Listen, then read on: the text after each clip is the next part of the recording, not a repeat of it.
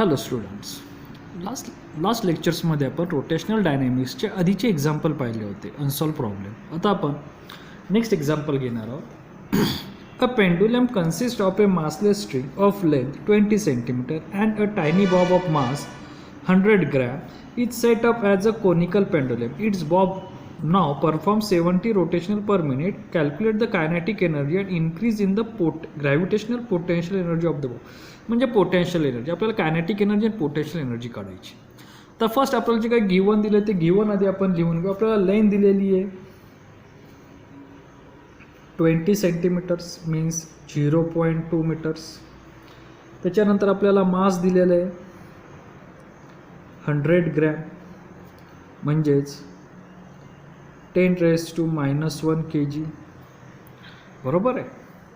त्याच्यानंतर आपल्याला फ्रिक्वेन्सी दिलेली आहे या 75 rotation per minute converted by second.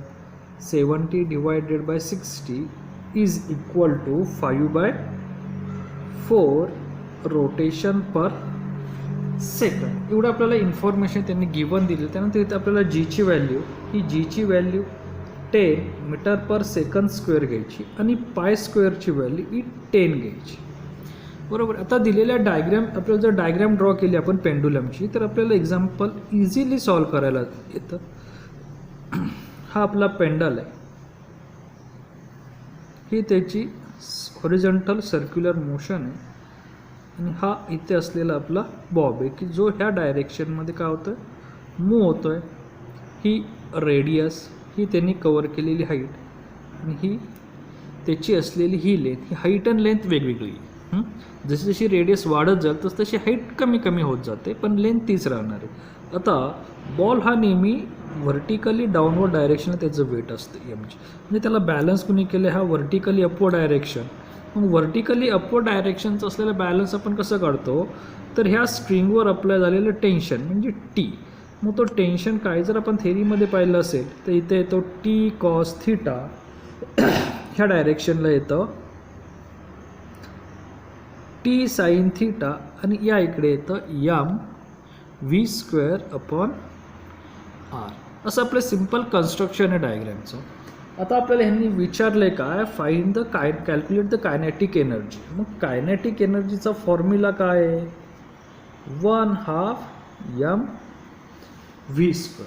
मग आपल्याला मास दिला आहे का, तर दिलेला आहे. व्हेलॉसिटी दिली का, आता ही लिनियर व्हेलॉसिटी. मग लिनियर व्हेलॉसिटी न देता त्यांनी आपल्याला काय दिलं आहे, mv²/r is equal to T sine theta. तुम्हाला टी साईन थिटा म्हणजे इथे डिवायडेड बाय 2 केलं, ते डिवायडेड बाय 2 केलं तरी एक्झाम्पल कायनेटिक एनर्जी मिळाली असती. पण इथे तुम्हाला रेडियस दिलेलं नाही, टेन्शन दिलेलं नाही, अँगल दिलेलं नाही आहे. मग आपल्याला ते कोणकोणत्या ह्याने दिलेले, फ्रिक्वेन्सी दिली. मग फ्रिक्वेन्सीचं रिलेशन कुणाशी आहे, तर omega is equal to 2πn, बरोबर. मग आणि लिनियर व्हेलॉसिटीचं रिलेशन कुणाशी, ओमेगाशी आहे. मग 1/2 mr omega, 1/2 mr omega is equal to 2πn bracket square. आता यातलं आपल्याला काय काय दिलेलं आहे, मास दिलेला आहे, फ्रिक्वेन्सी दिली, आता रेडियस दिली. आता ती आपल्याला रेडियस काय करायची, फाइंड आउट करायची. आता रेडियस फाइंड आउट करण्यासाठी आपल्याला एकतर हा थिटा माहिती असला पाहिजे होता, किंवा हाईट माहिती असली पाहिजे होती, किंवा तिने अप्लाय केलेलं टेन्शन माहिती असलं पाहिजे होतं. तर ह्या याने आपल्याला काय झालं असतं, थिटा फाइंड आउट करता आलं असतं. तर आपण इथे आर फाइंड आर. आता आर फाइंड आउट कसा करणार, using the simple formula v is equal to √rg tan theta. आता परत प्रश्न घेतो तर आपल्याला v दिलाय तरी कुठे आणि थिटा पण माहिती नाही, पण आपण पुन्हा रिव्हर्स प्रोसेसनी जाणार आहे. R omega is equal to rg tan theta, r into 2πn is equal to √rg tan theta. म्हणजे इथे 2πn is equal to √g tan theta divided by r. हा फॉर्म्युला एक तयार झाला. आता ह्या फॉर्म्युल्यामध्ये तुम्ही तर डायरेक्ट जरी टाईम पिरियड किंवा frequency of conical pendulum put केली, जी आपण इथे फाइंड आउट केलेली आहे की T is equal to 1/2 R divided by G tan theta, तो फॉर्म्युला जर इथे पुट केला तरी चालण्यासारखं आहे. तर इथे आपलं काय येतं आहे, फ्रिक्वेन्सी आपल्याला येते, बरोबर आहे. मग फ्रिक्वेन्सीचं relation g tan theta divided by, इथे आर पण माहिती नाही, टी पण माहिती नाही, सॉरी थिटा पण माहिती नाही. फक्त मला आर काढता येईल किंवा थिटाची व्हॅल्यू एलशी पुट अप करता येईल. म्हणजे जर मी tan theta is equal to काय येतं, आर डिवायडेड बाय एच, पुन्हा इथे एच अननोनच आहे.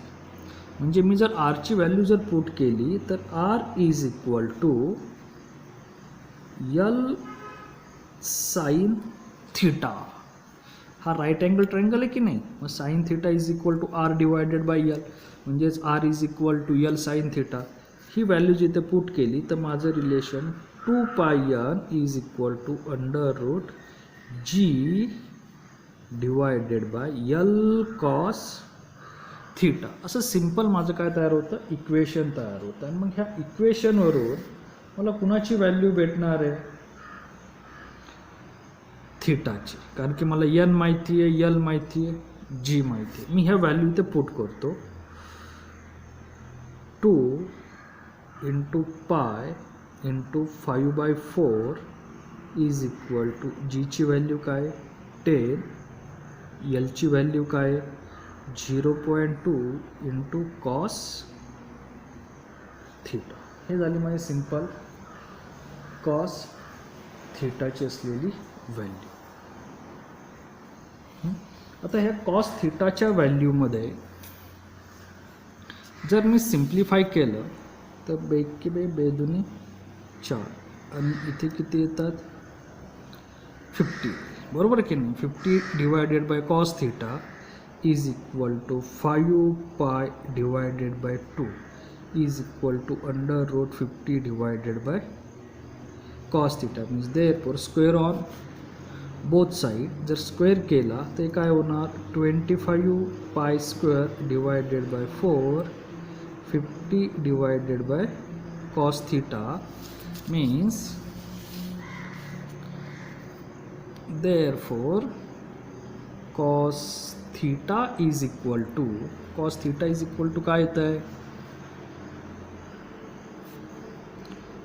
50 इंटू 4 डिवायडेड बाय 25. π² व्हॅल्यू आपल्याला दिलेली आहे 10, म्हणजे इथे 25 दुने 50 मीन्स 8 डिवायडेड बाय 10 मीन्स 0.8. हा काय झाला तुमचा कॉस थीटा आला. मला आर हवा आहे आणि इथे काय आलं आहे कॉस थिटाची व्हॅल्यू आली. कॉस थिटाची व्हॅल्यू एचमध्ये पुट करा. Means cos theta is equal to H divided by L. Means H is equal to L cos theta. Means H is equal to L काय 0.2 आणि कॉस काय 0.8 मीन्स 1. लेंथ काय 0.16 metre. म्हणजे तुमचा H काय आला 0.16 मीटर. याला ए हा सी आणि हा B point. Triangle ACB is right angle triangle. Means therefore r² plus h² is equal to l². Means therefore r² is equal to l² minus h². इथे आपल्याला संपूर्ण r² ची व्हॅल्यू लागणार, त्यामुळे स्क्वेअर रूट नाही केला तरी चालेल. मग l² काय आहे 0.2 ब्रॅकेट स्क्वेअर मायनस h² काय 0.16 bracket square. Means r² is equal to 0.04 minus 0.0256 means हे काय येतं आहे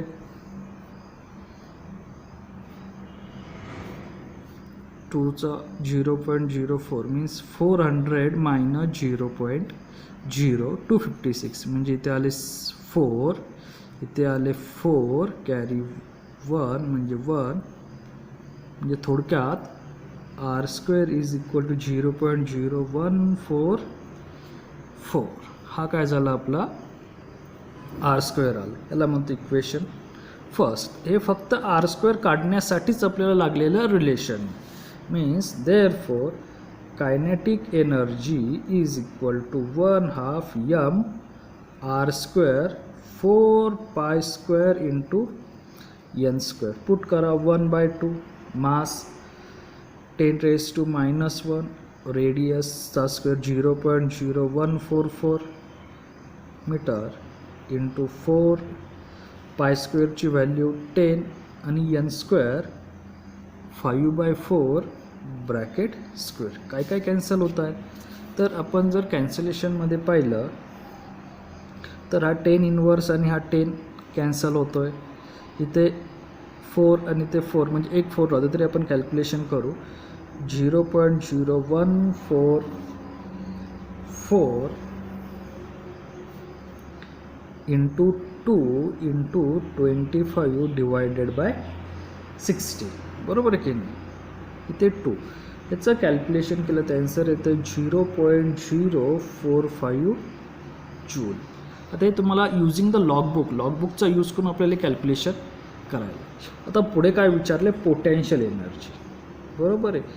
increasing gravitational potential energy, increasing किंवा चेंजिंग. मग चेंजिंगमध्ये पोटेन्शियल एनर्जीचा फॉर्म्युला काय, mgh.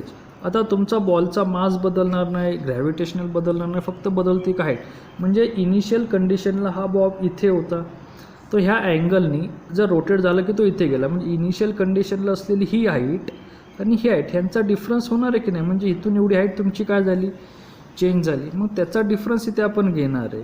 मग तो काय येतो डिफरन्स, मास किती आहे आपला 0.1, ग्रॅव्हिटी किती 10 आणि चेंज इन हाईट काय होणार, ओरिजिनल लेंथ मायनस एच.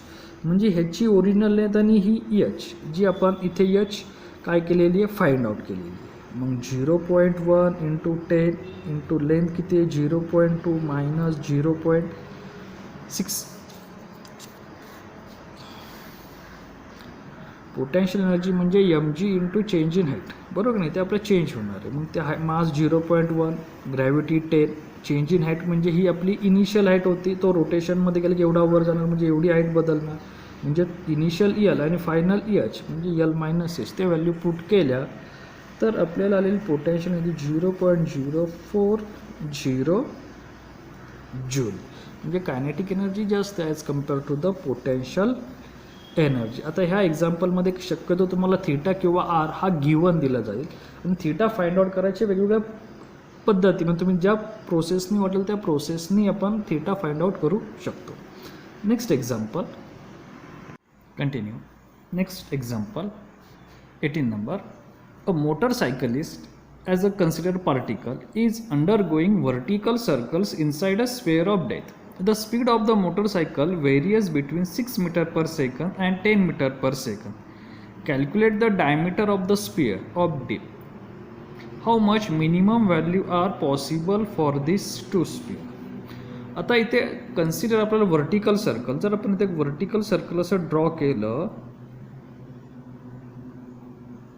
आणि या वर्टिकल सर्कलच्या इनसाइडला स्पेअर ऑफ डेथ म्हटलेलं ह्या स्पेअरला, the speed of motorcycle varies between 6 metre per second and 10 metre per second.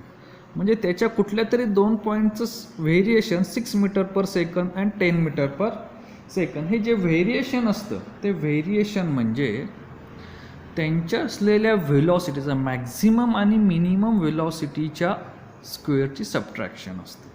तर आपल्याला माहिती आहे मॅक्झिमम जी व्हेलॉसिटी असते ती डाऊनवर्डला आहे, ती असते 5r_g आणि मिनिमम असते ती अपवर्ड डायरेक्शनला आहे, ती असते r_g. मग त्या दोघांच्या जर व्हेलॉसिटीचा जर आपण स्क्वेअर केला तर v2 square minus v1 square is equal to 4r_g. हे लक्षात ठेवा, हे न्यू रिलेशन आहे. म्हणजे त्याचे ह्या 2 पॉईंटच्या असलेल्या व्हेलॉसिटीचा डिफरन्स दिले. तर आपल्याला त्यांनी गिवनमध्ये काय दिले, 2 व्हेलॉसिटी दिलेत, एक 6 मीटर पर सेकंद आणि दुसरी दिलेली आहे 10 मीटर पर सेकंद. इथे जी कन्सिडर करू 10 मीटर पर सेकंद स्क्वेअर आणि आपल्याला काढायचं आहे डायमीटर्स. म्हणजे रेडियस निघेल तर आपल्याला त्याची काय निघेल, डायमीटर्स निघेल. ह्या पॉईंटला जी व्हेलॉसिटी असते ती असते √5 आणि ह्या पॉईंटला जी व्हेलॉसिटी ती √r. आपण कन्सिडर करू कुठल्याही दोन पॉईंटच्या असलेल्या व्हेलॉसिटीमधला रिलेशन. मग आपल्याला V2 दिलेला आहे 10² - 6² is equal to 4 × r × 10 means 100 - 36 is equal to 40 r. Is the simple relation. Simplify केलं तर 64 40 × r and r is equal to 64 divided by 40. जर आपण याचं कॅल्क्युलेशन केलं तर ते कॅल्क्युलेशन येईल आपल्याला, इथे जाईल 8ने डिव्हिजन होतं म्हणजे इथे 5 इथे 8 means nearly 1.6 metre and diameter is equal to 2r means 2 × 1.6 is equal to 3.2 metre. हे काय झालं आपलं त्याचं असलेलं डायमीटर. आता सेकंड पार्ट्समध्ये त्यांनी काय विचारलं आहे, how much minimum values are possible for this two speed. ह्या दोन स्पीडला असलेले मिनिमम व्हॅल्यू काय येईल, तर आपण दोन्ही स्पीडसाठी मिनिमम म्हणजे V मिनिमम एकदा असेल √rg कारण त्यावेळेस आता आपलं रेडियस कन्फर्म झाली, आणि दुसऱ्याला V मिनिमम त्याला असेल 5rg. म्हणजे वरच्या बाजूला आपलं मिनिमम स्पीड काय असेल आणि खालच्या बाजूला आपलं मिनिमम स्पीड काय असेल. मग वरच्या बाजूचं म्हणजे ह्याच्या 6 मीटर पर सेकंद जर तो जर फिरला तर त्याचं मिनिमम स्पीड काय असेल, तर 1.6 × 10 means √16 is equal to 4 metre per second. आणि here √5 × 1.6 × 10 is equal to √16 × 5 means 80 or 4 √5 metre per second. ही असेल त्याची आपली velocity. Minimum velocity are possible for this two speed. म्हणजे ह्या दोन स्पीडसाठी मिनिमम व्हेलॉसिटी आपली ही पॉसिबल असेल. म्हणजे जर समजा ही रेडियस असेल तर आपण 6 तर मिनिमम अप्पर मोस्टला आपली 4 मीटर पर सेकंद असेल, कारण त्याच्यापेक्षा जर कमी झालं तर तो खाली पडेल. आणि बॉटमला 4 √5 म्हणजे नियरली 25चं √5चा स्क्वेअर रूट हा 2.2च्या आसपास येतो. म्हणजे 8 ते 9 मीटर पर सेकंडच्या मध्ये तुमचं बॉटमची असलेली व्हेलॉसिटी आहे. असं सिंपल एक्झाम्पल आहे. Next example, A metallic ring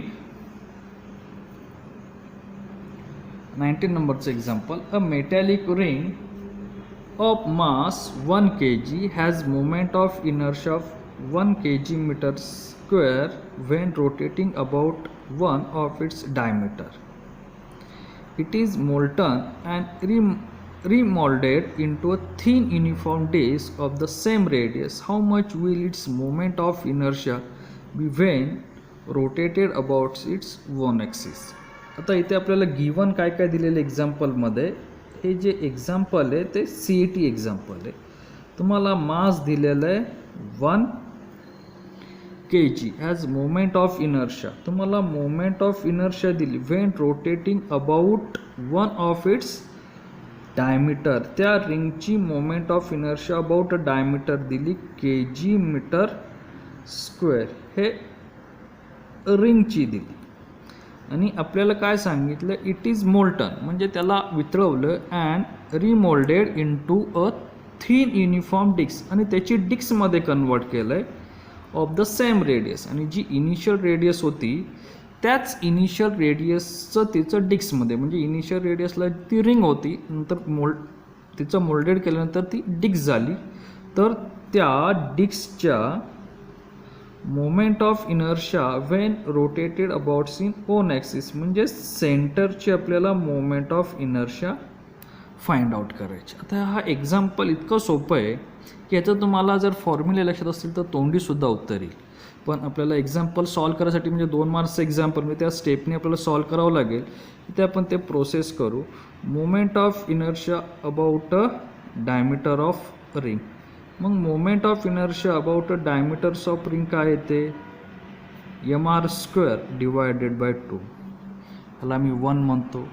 and moment of inertia axis passing through the centre and perpendicular of disc, त्याचा फॉर्म्युला काय आहे? mr² bye 2. म्हणजे इथे आपल्याला असं लक्षात येतं की दोघांचाही फॉर्म्युला सेम आहे.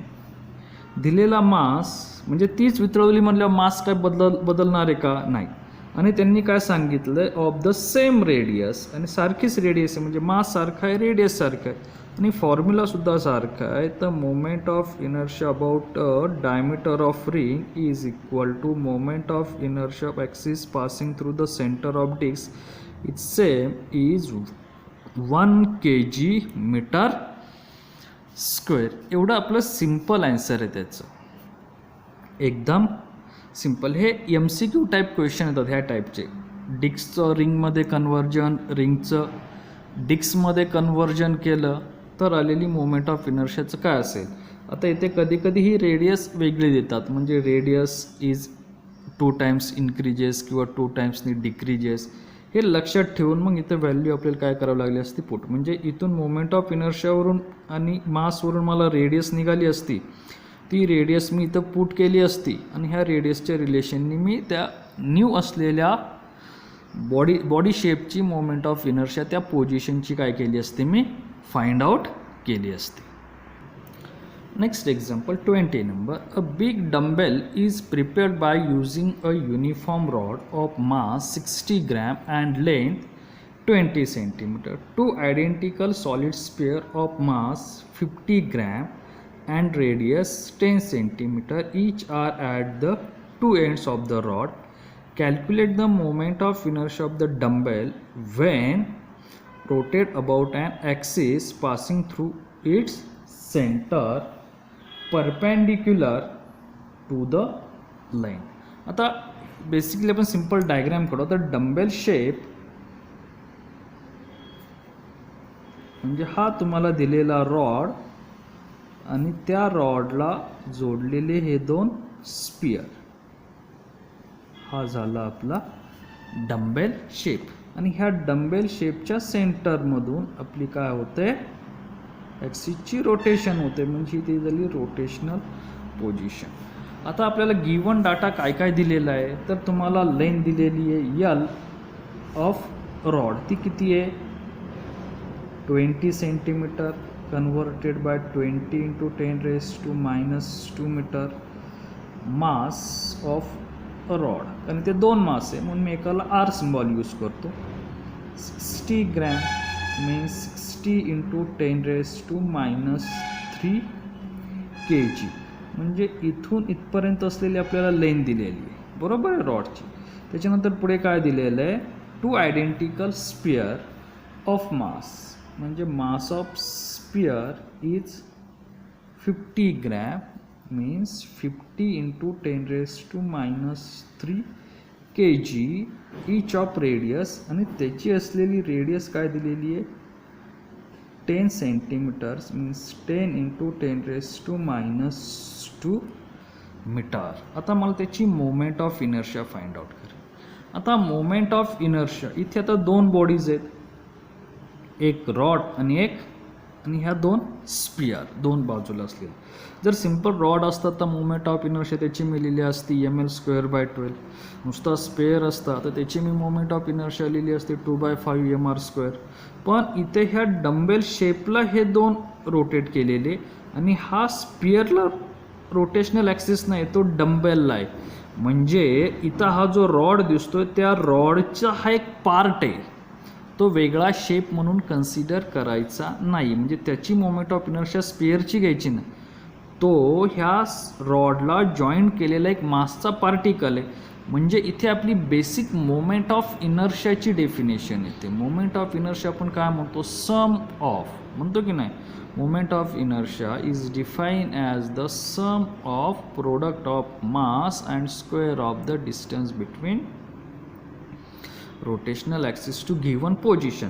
म्हणजे ह्या रॉडची तर मोमेंट ऑफ इनर्शिया तर येणारच, परत हे जे दोन पार्टिकल आहेत की नाही, म्हणजे हा इकडचा एक स्पेअर आणि हा इकडचा एक स्पेअर, त्याचं इथून असलेलं त्याच्या सेंटरपर्यंतचं डिस्टन्स हे आपण काय करणार आहे, यूज करणार आहे. म्हणजे ती झाली त्याची असलेली moment of inertia of sphere, म्हणजे त्या बॉडीसाठी.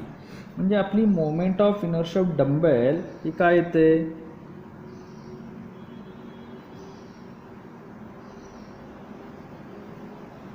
dumbbell is equal to moment of inertia of rod plus moment of inertia of two sphere mass. इथे मी बॉडी म्हणत नाही, त्या स्पिअरचा असलेला मास.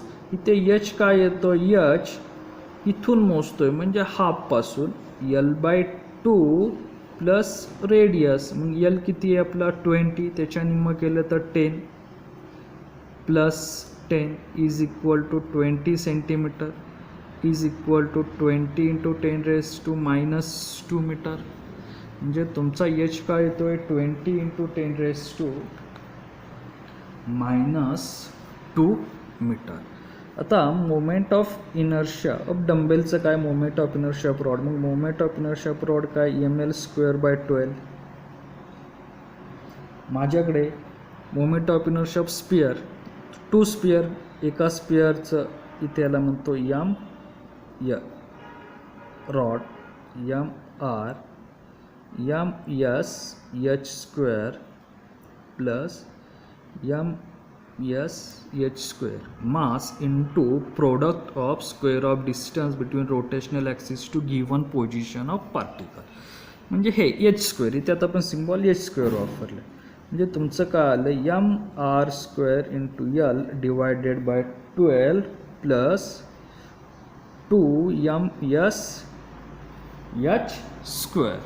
सिम्पल आपलं रिलेशन येत गेलं. आता आपण जे काही गिवन डाटा दिला आहे तो पुट करू. मास ऑफ रॉड किती आहे 60 इंटू 10⁻⁻3.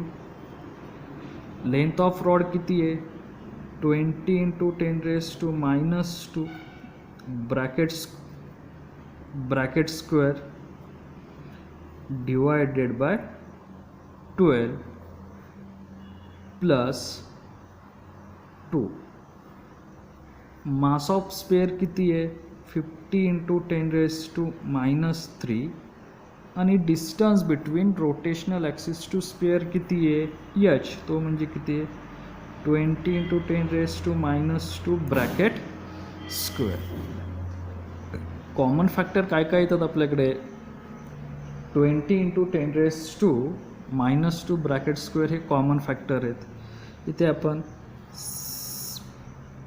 सिंपल डिव्हिजन करू. 12 1 = 1, 12 5 = 60 means 5 into 10⁻³ plus 2 into 50 100 into 10⁻³ separate 20 into 10⁻² bracket square. इथे पाहिलं तिथे काय येत आहेत 2 इंटू 50 मीन्स 100. हे किती झाले 10⁻³ म्हणजे 105 इंटू 10⁻³ आणि इथे 400 इंटू 10⁻, सॉरी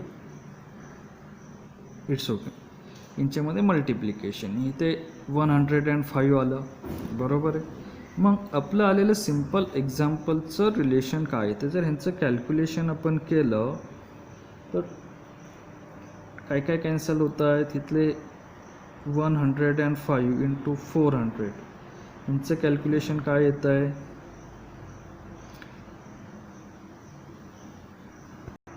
ह्यांचं कॅल्क्युलेशन केलं तर आपलं आलेलं ॲन्सर येतं आहे 4.20 into 10 raised to minus 3 kg metre square आणि ह्याला जर आपण ग्रॅम पर सेंटीमीटरमध्ये कन्वर्ट केलं ते येत आहे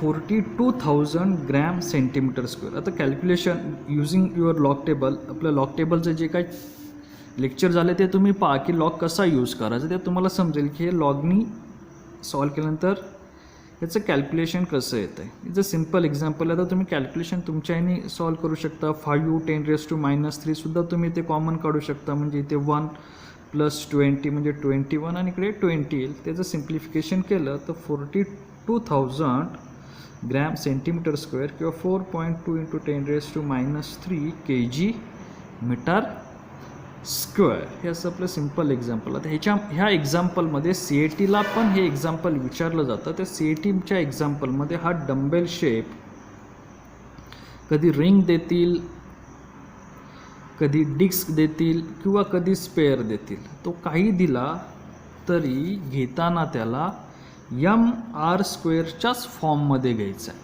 तो बदलत कारण तो त्याला रोटेशन होत नाही. आपण जी मोमेंट ऑफ इनर्शिया पाहिली, जर पर्टिक्युलर त्या पोझिशनला जर तो रोटेशनल होत असेल तर, म्हणजे आता हेच जर एक्झाम्पल जर आपल्याला ह्या एखाद्या डंबेलला जर हा रोटेशन होत असेल असं जर सांगितलं, तर मग हा स्पियर, हा स्वतःचा स्पियर हा कसा फिरतोय, तर हा स्पियर फिरताना त्याच्या ॲक्सिसला फिरतो, म्हणजे तो 2/5 mr² येईल.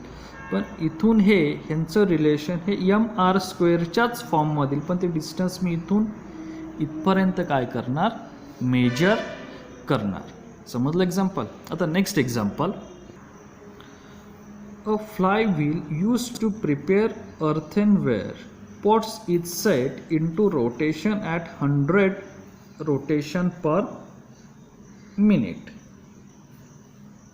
It is in the form of a disc of mass 10 kg and radius 0.4 meter. A lump of clay of mass 1.6 kg falls on it and others to it at a certain distance x from the center. Calculate x if the wheel now rotate at 80 rotation per meter. आता ह्या क्वेश्चनची आपण basic diagram काढू. आता अर्थवन म्हणजे काय, मातीची भांडी बनवणारा, म्हणजे त्याच्याकडे जो गोल चक्र असतं ते ह्या प्रकारचं एक चक्र असतं फ्लाय, बरोबर आहे. आता ही फ्लायव्हील म्हणजे काय, डिस्क आहे. तर ह्या डिस्कचं ज्यावेळेस रोटेशन होतं आहे त्यावेळेस असणार त्याचं रोटेशन किती, 100 रोटेशन पर मिनिट. त्या डिस्कचं आपल्याला मास दिलेलं आहे 10 kg आणि त्याची रेडियस दिलेली आहे 0.4 मीटर आणि त्यावेळेस असलेले इनिशियल फ्रिक्वेन्सी दिली 100 rotation per minutes, means 100 divided by 60 rotation per second is equal to 5/3 rotation per second, बरोबर आहे. आता पुढे काय सांगतात, अ लंप ऑफ क्ले म्हणजे एक मातीचा तुकडा म्हणून किंवा गट्टा काय झाला 1.6 kg तो पडला आहे इथे असा, बरोबर. म्हणजे न्यू मास आहे त्याला मी स्मॉल m म्हणतो 1.6 kg falls on it and adheres to it at a distance x एवढ्या डिस्टन्सवरती. म्हणजे ते आपल्याला डिस्टन्स त्यांनी दिलेलं नाही, ते x डिस्टन्स आहे म्हणून त्याला मी h is equal to x म्हणतो. From the centre calculate x if the wheel now rotate at 80 rotation per minute. पण तो माती ज्यावेळेस त्याच्यावरती पडते, मातीचा गोळा, त्यावेळेस त्याचं रोटेशन काय झालं, कमी झालं, 100 वरून 80 वरती आलं. मग तर ह्याचं हे डिस्टन्स किती असेल असं आपल्याला सिंपल एक्झाम्पल आहे. आता ह्या एक्झाम्पलमध्ये काय यूज करायचं आहे, तर इथे using of the law of conservation. Law of conservation on angular momentum.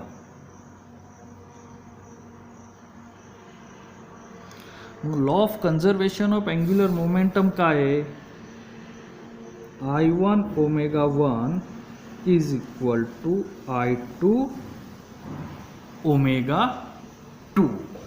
तर इथे आपल्याला ओमेगा 1चं रिलेशन दिलेलं आहे फ्रिक्वेन्सीशी 2 पाय n1 आणि ओमेगा 2चं दिले 2 पाय n2.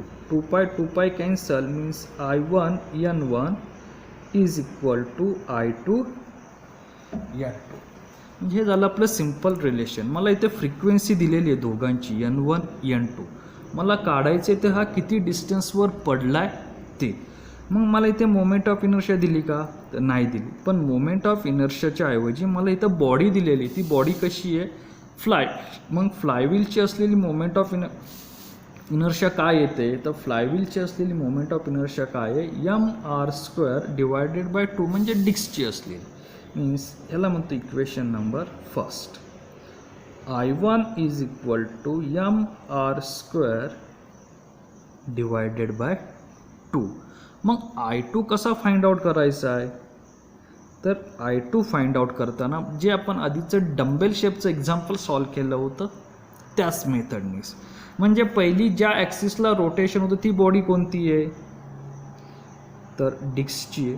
तिची असलेली moment of inertia mr² plus त्याच्यावरती तिथे स्पेअर जोडले होते. त्याच्यावरती हा एक नवीन मास असलेला गोळा पडला की नाही? मग त्याचं काय येणार? Small m into h². हा h म्हणजेच काय? आपला x आहे की जो आपल्याला काय करायचं एक्झाम्पलमध्ये फाइंड आउट करायचं. असं हे सिम्पल रिलेशन आहे. जर डंबेलचं समजलं तर हे एक्झाम्पल तुम्हाला समजेल. आता ही जी व्हॅल्यू आहे ती आपण पुट करू.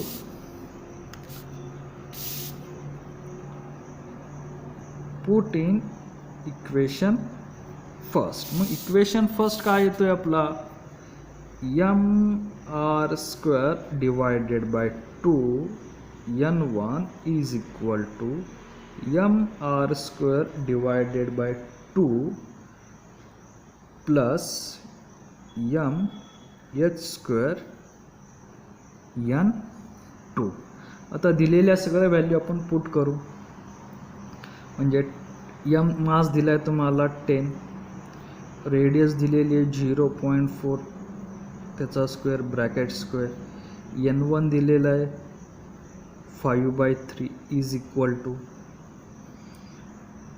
10 into 0.4 bracket square divided by 2 plus mass दिलं त्याचा 1.6 इंटू x² इंटू n2 किती आहे? 4/3. आता काय काय कॅन्सल होतं आहे तर आपण कॅल्क्युलेशन करू. 2 1 जा 1, 2 5 जा 10. इथे 2 1 जा 1, 2 5 जा 10. म्हणजे ह्याचं कॅल्क्युलेशन केलं तर इथे 0.4 म्हणजे त्याचा स्क्वेअर केलं तर 0.16. 0.16 into 5 means 0.8 means 0.8 into 5/3 is equal to same 0.8 plus 1.6 x² into 4/3. LHS आणि RHSचा 3 कॅन्सल. हा 0.8 इकडे शिफ्ट करू म्हणजे इकडे प्लस इकडे आलं मायनस होईल. 0.8 इंटू 5 म्हणजे 4 येणार minus 0.8 is equal to 1.6 x² means 3.2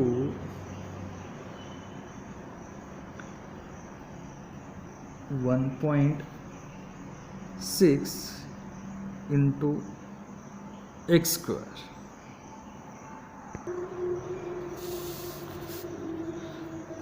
Solve the example by saying 4 is equal to 0.8 plus 1.6 x² into 4 and these 4 cancel. 0.8 इकडे शिफ्ट होतील इकडे काय आले 1, हे इकडे शिफ्ट झाल्यानंतर -0.8 is equal to 1.6 x square means 0.2 is equal to 1.6 x square means therefore x square is equal to 2 divided by 16 means 1 by 8 square root on both side x is equal to 1 upon 2 under root 2 meter. Using of log books 0.5 divided by under root 2 meters. फक्त कॅल्क्युलेशनचा part आहे तो काळजी व्यवस्थित करा म्हणजे तुमचं answer काय येईल बरोबर. इथे आपले 4 मल्टिप्लाय करायची राहिली होती त्यामुळे आपलं इथे कॅल्क्युलेशन चुकत होतं तर आपण इथे व्यवस्थित केलं ते. तर तुमचा ॲन्सर येतं 1/2 अंडर रूट 2 मीटर. असे आपले अनसॉल्व एक्झाम्पल आहेत फर्स्ट चॅप्टरमधले रोटेशनल डायनॅमिकमधले. जर काय सजेशन असतील ते कमेंट बॉक्समध्ये लिहा, आपण ते नेक्स्ट लेक्चरमध्ये कंप्लीट करू. Okay, thanks.